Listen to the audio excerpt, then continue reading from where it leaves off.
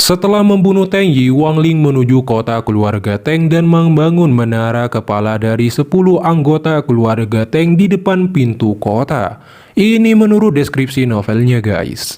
Setelah itu Wang Ling berkata dipenuhi kebencian. Teng Huayuan, aku Wang Ling ada di sini. Hari ini tidak ada yang akan dibiarkan hidup.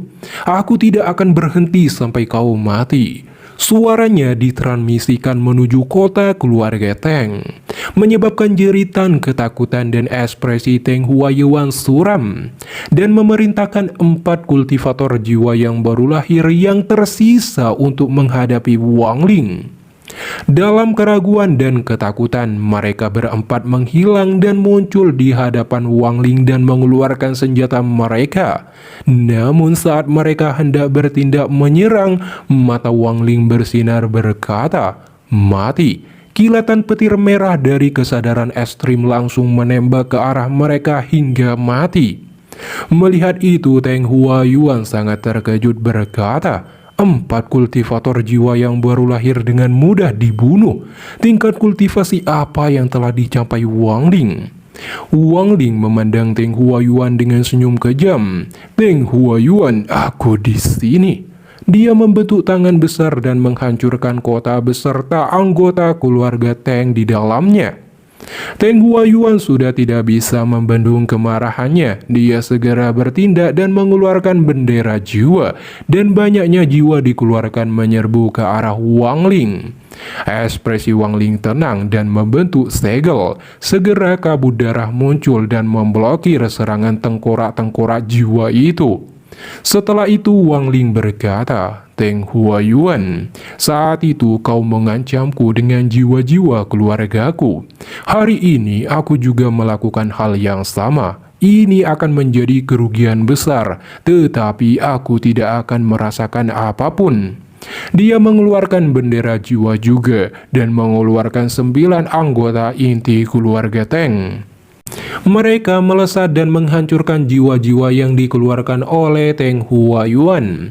Sebelum jiwa iblis Teng Liu, Teng Yi, dan yang lainnya menyerbu ke arah Teng Huayuan dan mengepungnya. Dalam keputusasaan, Teng Huayuan hanya bisa bertarung mati-matian dengan anggota keluarganya sendiri. Dan demi bertahan hidup dia terpaksa membunuh mereka meski akhirnya terluka parah. Memanfaatkan situasi Teng Huayuan, Wang Ling membunuh sisa-sisa anggota keluarga Teng di kota dengan kesadaran ekstrimnya.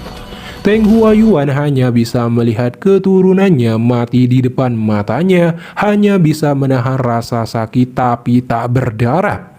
Meskipun Teng Huayuan mencoba menghentikannya, dia tidak mampu. Wang Ling berkata, apakah itu sakit? Saat kau membunuh keluargaku, hatiku juga terluka. Teng Huayuan dengan ganas meraung, aku membunuh seluruh keluargamu karena kau membunuh cucuku Teng Li. Wang Ling tertawa dingin, omong kosong, apakah hanya keluarga Tengmu yang diizinkan membunuh orang? Tidak bisakah yang lain menolaknya? Dia sekali lagi membunuh anggota keluarga Teng di dalam kota. Teng Huayuan mengepalkan tinjunya dan melepaskan jiwa-jiwa tengkorak lagi dari bendera jiwa untuk menyerang Wang Ling. Wang Ling mengeluarkan bendera larangan dan mengurung serangan tengkorak jiwa itu. Mata Wang Ling bersinar bertanya, Teng Huayuan, bagaimana kamu menemukan desaku? Ekspresi Teng Huayuan dipenuhi kebencian berkata, kamu tidak akan pernah tahu. Wajah Wang Ling gelap dan lebih dari 100 anggota keluarga Teng meninggal saat dia melepaskan larangan pada mereka. Di bawah ancaman ini, Teng Huayuan membentuk pedang besar yang diarahkan pada Wang Ling. Namun Wang Ling melepaskan batasan yang mengelilingi pedang itu hingga sirna. Dalam keputusasaan, Teng Huayuan hanya bisa mengatakan itu adalah Gao Ximing, leluhur sakte Pian Miao, yang menggunakan keterampilan perhitungan surga untuk membantuku menemukan keluarga Wang. Setelah itu Teng Huayuan tertawa dalam kesedihan dan matanya memerah berkata, Bagus, bagus. Mulai sekarang dendam antara keluarga Wangmu dan keluarga Tengku hilang. Aku membunuh seluruh keluargamu dan kau membunuh keluargaku. Itu adalah karma. Wang Ling, kau bisa membunuhku sekarang. Namun Teng Huayuan melepaskan seluruh kekuatannya sebagai perlawanan terakhir. Segera energi gelap terakumulasi ke dalam tubuhnya yang dia serap dari jiwa-jiwa tengkorak. Segera kepala tengkorak hitam besar muncul dan menembakkan serangan terakhir ini pada Wang Ling. Namun serangan itu dengan mudah diblokir oleh Wang Ling. Setelah itu Wang Ling mengangkat jarinya dan energi spiritual di tubuhnya dipusatkan di ujung jarinya itu. Di saat itu juga raungan keras terdengar menyuruh Wang Ling berhenti. Mendengar suara itu, Teng Huayuan mengetahui itu adalah Pu Nanzi. Dia menjadi bersemangat dan berpikir memiliki kesempatan untuk hidup hari ini. Tatapannya terhadap Wang Ling sekarang dipenuhi dengan niat membunuh. Keinginannya untuk hidup tiba-tiba muncul. Jika dia memiliki kesempatan untuk hidup, maka dia tidak akan membiarkan dirinya terbunuh dengan mudah dan akan membalas dendam. Namun dengan indera ilahi Wang Ling, dia sudah mengetahui kedatangannya. Jadi Wang Ling menjetikan cahaya keemasan di jarinya ke dahi Teng Huayuan dan membunuhnya. Itu memang seperti yang dikatakan Teng Huayuan. Dendam antara keluarga Teng dan keluarga Wang selesai. Keluarga Teng sekarang benar-benar musnah dari dunia ini. Ketika Pu Nanzi muncul di hadapannya, Wang Ling berkata, "Kamu terlambat." Pu Nanzi tertegun berkata, "Kamu adalah murid dari Sakte Heng Yue." Dia membentuk segel dan sebuah pionik emas muncul dan menyerang Wang Ling. Wang Ling membungkus tubuhnya dengan kesadaran ekstrim dan memblokir serangan itu. Setelah itu Wang Ling menatap Pu Nanzi dan kesadaran ekstrim menembak ke arahnya. Namun, tepat ketika petir merah akan mengenainya, Pu Nanzi langsung membentuk perisai untuk memblokirnya. Setelah itu tubuhnya menjadi sosok avatar raksasa dan melancarkan serangannya pada Wang Ling. Namun jauh sebelum dia kembali ke negara Zhao untuk balas dendam, Wang Ling sudah memperhitungkan kartu truf sebagai serangan instan pada Pu Nanzi. Jadi Wang Ling membentuk banyak batasan, setelah itu mengarahkan tangannya ke bendera larangan dan terciptalah 4 naga hitam untuk melakukan serangan kuat pada Pu Nanzi. Disibukkan dalam pertarungan, Wang Ling menembakkan kesadaran ekstrim pada Pu Nanzi. Melihat petir merah, ekspresi Pu Nanzi terkejut dan tidak punya waktu untuk menghindar atau memblokirnya. Di saat kritis, sebuah tangan besar keluar dan menangkap petir merah dan dihancurkan. Setelah itu Ling Yi muncul di hadapan Pu Nanzi menatap Wang Ling berkata, "Jadi itu kamu." Pu Nanzi memberi hormat padanya dan juga ucapan terima kasih telah menyelamatkan nyawanya. Ling Yi masih menatap Wang Ling berkata, "Aku tidak percaya kau tidak mati, dan hanya dalam 400 tahun mencapai tingkat kultivasi yang tinggi. Sungguh beruntung. Serahkan manik penelan surgawi, dan aku akan mengampunimu. Aku juga akan membiarkanmu menjadi orang nomor 1 di negara Zhao. Bagaimana pendapatmu?" Ekspresi Wang Ling tenang. Dia dapat menebak tingkat kultivasi Ling Yi ada di tingkat formasi jiwa. Meski demikian, Wang Ling telah menutupi negara Zhao dengan indera ilahinya yang setingkat kultivator formasi jiwa level akhir. Jadi ketika Ling Yi mengirim indera ilahinya, dia tidak dapat mengetahui siapa yang membantai keluarga Teng. Terlebih lagi saat memblokir kesadaran ekstrim Wang Ling, petir merah itu meresap ke dalam tubuh Ling Yi dan merusak sedikit jiwanya. Setelah melihat kemunculan utusan menara Heaven Path, mata Wang Ling dipenuhi niat membunuh dan mengeluarkan setetes darah emas. Wang Ling berkata, "Aku telah menunggumu untuk waktu yang lama." Tangan kanannya menunjuk ke tetes darah keemasan.